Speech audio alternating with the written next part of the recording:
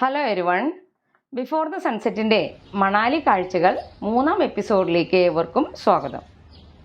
കിളികളുടെ കളകളാരവവും മഞ്ഞിൻ്റെ കുളിരും പൂത്തുലഞ്ഞു നിൽക്കുന്ന ആപ്പിൾ മരങ്ങളുടെ കാഴ്ചയും മഞ്ഞിൽ കളിക്കാനുള്ള ഞങ്ങളുടെ ദ്വരയുമായി ദേവഭൂമിയായ ഹിമാചലിലെ ഞങ്ങളുടെ ആദ്യ പ്രഭാതം ആരംഭിച്ചു.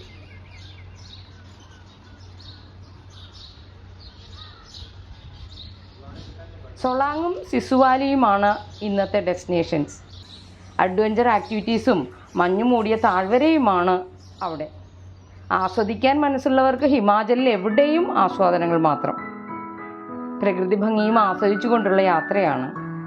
വാഹനങ്ങളുടെ നീണ്ട ക്യൂ എവിടെയും നമുക്ക് ദർശിക്കാം.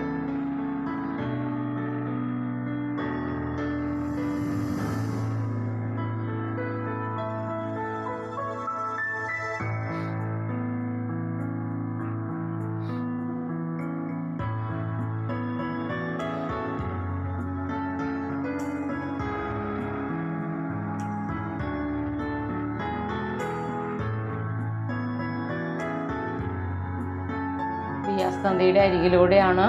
വാഹനങ്ങളുടെ ഈ നീണ്ട ക്യൂ കണ്ടാൽ നമുക്ക് മനസ്സിലാകും നാം പോകുന്ന സ്ഥലത്തിൻ്റെ പ്രാധാന്യം. ഹിമാലയത്തോട് ചേർന്ന് കിടക്കുന്ന ഈ വിസ്മയഭൂമി കാണാൻ മറ്റൊരു കാര്യം കൂടി പറഞ്ഞാൽ ഹിമാലയത്തിൻ്റെ ദാനമാണ് ഈ മണാലി എന്ന് പറയാം. ശാന്തസുന്ദരമായ ഗ്രാമം. അവിടുത്തെ ഈ സിസു വാലി, അത്രയും മഞ്ഞ് മൂടിക്കിടക്കുന്ന താഴ്വരയിലേക്കാണ് നമ്മൾ പോകുന്നത്. ഇവിടേക്ക് ഈ വിസ്മയഭൂമി കാണാൻ ലോകത്തിൻ്റെ എല്ലാ ഭാഗത്തു നിന്നും എണ്ണിയാലൊടുങ്ങാത്ത വിനോദസഞ്ചാരികളാണ് ഓരോ വർഷവും പ്രവഹിച്ചുകൊണ്ടിരിക്കുന്നത്. നദിക്ക് കുറുകെ പല സ്ഥലത്തും നല്ല സ്ട്രോങ് ഇരുമ്പ് പാലങ്ങൾ ഞങ്ങൾ കാണുന്നുണ്ട്. ലാൻഡ് സ്ലൈഡും ഫ്ലഡും മഞ്ഞുമെല്ലാം ചെറുക്കാൻ ശക്തിയുള്ളവയായി അത് കണ്ടപ്പോൾ ഞങ്ങൾക്ക് തോന്നി. എവിടെയും തല ഉയർത്തി നിൽക്കുന്ന മലനിരകൾ മാത്രം. മുകളിൽ നിന്ന് മഞ്ഞ് പെയ്തിറങ്ങുന്നത് നമുക്ക് കാണാം.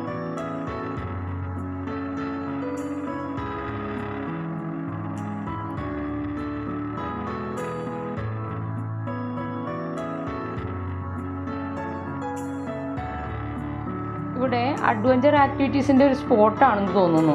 ആളുകളെല്ലാം റെഡി ആയിട്ട് നിൽക്കുന്നുണ്ട്. സാഹസിക പ്രിയരുടെ ഇഷ്ടസ്ഥലമാണ് മണാലി കേട്ടോ. പാരാഗ്ലൈഡിങ്, സ്കീയിങ്, ഹൈക്കിംഗ്, മലകയറ്റം, വൈറ്റ് വാട്ടർ ഡ്രാഫ്റ്റിംഗ് തുടങ്ങി നിരവധി സാഹസിക വിനോദങ്ങളാണ് സഞ്ചാരികളെ കാത്തിവിടെയുള്ളത്. അവ ഒരുക്കാൻ നിരവധി ഗ്രൂപ്പുകൾ ഇവിടെയുണ്ട്.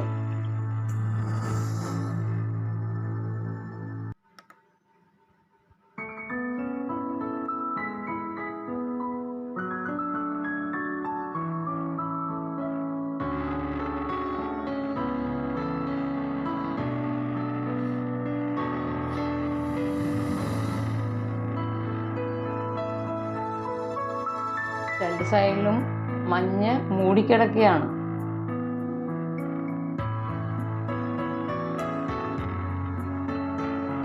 സൊളാങ്ങിലൂടെയാണ് നമ്മൾ പോകുന്നത്. ചെറുതായി മഴ ആരംഭിച്ചിട്ടുണ്ട്.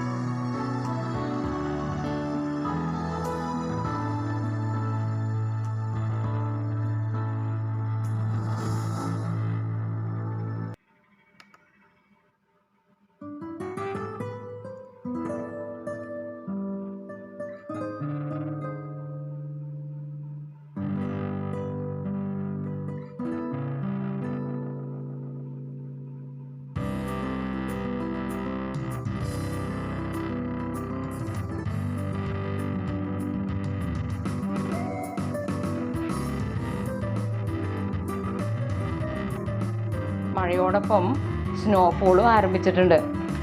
കാശ്മീർ പോയെങ്കിലും സ്നോഫോൾ കാണാനുള്ള ഭാഗ്യം മണാലിയാണ് തന്നത്.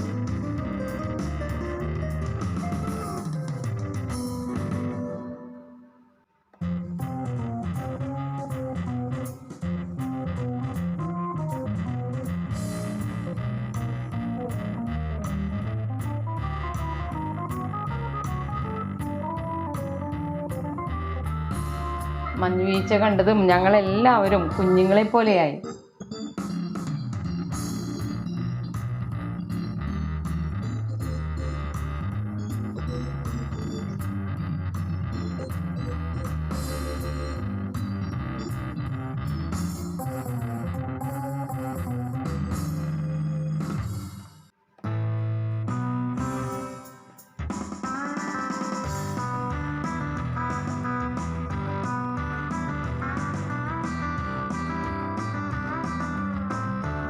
ശക്തമായ സ്നോഫോളൊന്നുമല്ല, ചെറുതായിട്ട്.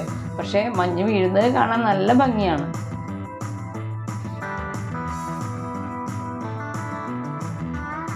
രണ്ട് കാറിലായിട്ടായിരുന്നു ഞങ്ങളുടെ യാത്ര.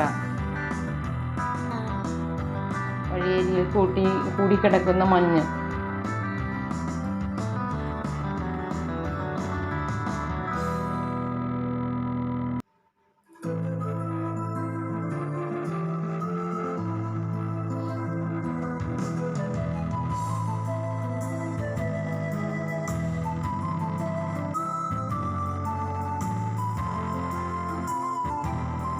മലേഷ്യയിൽ നിന്ന് വാങ്ങിച്ച റെയിൻകോട്ട് തനി പ്ലാസ്റ്റിക് കവർ പോലെയുള്ളത് ഇവിടെ ഞങ്ങൾക്ക് ഉപകാരമായി.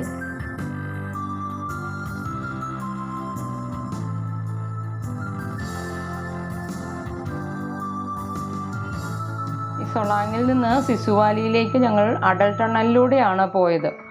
അടൽ ടണലിലൂടെയാണ് ഇപ്പോൾ നമ്മൾ യാത്ര ചെയ്യുന്നത്. സമുദ്രനിരപ്പിൽ നിന്ന് 10,000-ലധികം, എന്ന് വെച്ചാൽ 10,040 അടി ഉയരത്തിലാണ് ഈ അടൽ ടണൽ സ്ഥിതി ചെയ്യുന്നത്.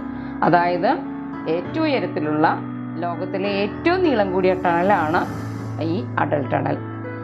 ട്രാവൽ ടൈം കുറയ്ക്കാനായി റോഹ്താങ് പാസ് ഒഴിവാക്കിക്കൊണ്ട് നിർമ്മിച്ച ടണൽ നമ്മുടെ മുൻ പ്രധാനമന്ത്രി അടൽ ബിഹാരി വാജ്പേയിയുടെ പേരിലാണ് അറിയപ്പെടുന്നത്. അടൽ ടണലിലേക്ക് കടക്കുമ്പോൾ മഴയായതുകൊണ്ട് എൻട്രൻസ് വീഡിയോ ഒന്നും എടുക്കാനായില്ല. അതുകൊണ്ട് തിരിച്ചു വരുമ്പോൾ അടൽ ടണലിൻ്റെ വീഡിയോ എടുത്തത് ഞങ്ങളിവിടെ ചേർക്കുന്നുണ്ട്.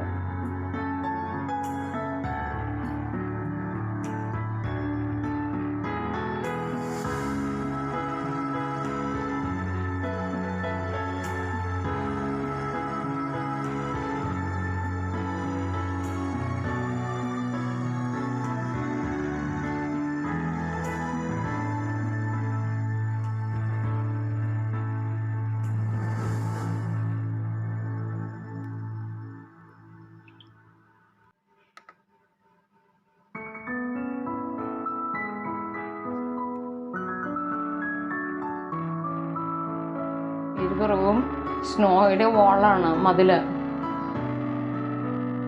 മഞ്ഞുകൊണ്ടുള്ള മതില്.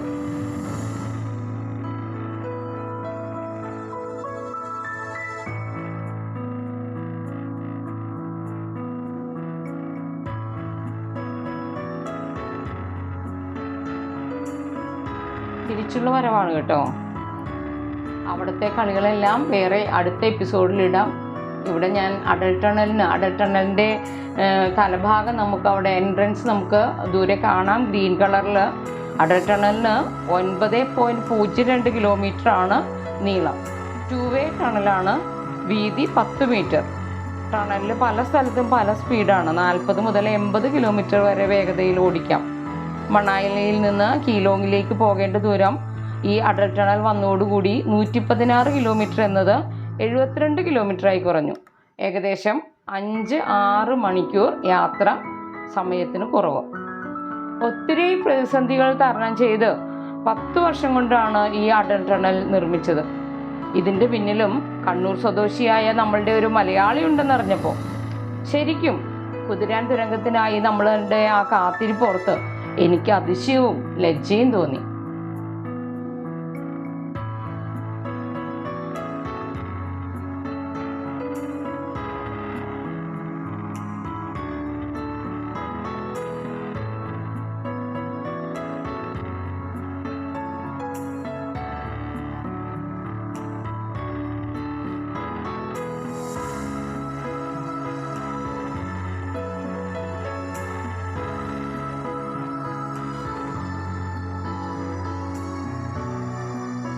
അടൽ ടണൽ, റോഹ്താങ്, സിസുവാലിയിലെ ഞങ്ങളുടെ മഞ്ഞിലെ കളികളും അഡ്വഞ്ചർ ആക്ടിവിറ്റീസും ഒക്കെ അടുത്ത എപ്പിസോഡിൽ കാണാം. Thank you.